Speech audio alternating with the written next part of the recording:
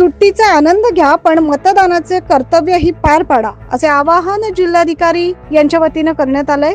मतदानाचा टक्का वाढावा यासाठी प्रशासन स्तरावर राबवण्यात येत असलेल्या प्रयत्नांमध्ये सलग सुट्ट्यांचा मोठा प्रश्न निर्माण झालाय. त्यामुळे मतदानाच्या टक्केवारीवर परिणाम होऊ नये यासाठी जिल्हाधिकारी तथा निवडणूक निर्णय अधिकारी जलज शर्मा यांनी सुट्टीचा आनंद घ्या, मात्र आधी मतदानाचे कर्तव्य पार पाडा, असं आवाहन मतदारांना केलंय. नाशिक आणि दिंडोरी लोकसभा मतदारसंघासाठी 20 मे रोजी मतदान होणार आहे. त्या दिवशी सार्वजनिक सुट्टी जाहीर करण्यात आली आहे. मात्र त्याआधी शनिवार आणि रविवार अशी सलग 2 दिवस सुट्टी आहे. त्यामुळे 3 दिवसाचा सुट्टीचा आनंद घेण्यासाठी नागरिक बाहेरगावी फिरण्यासाठी जाऊ शकतात, अशी शक्यता गृहीत धरून प्रशासन चिंतेत पडलंय.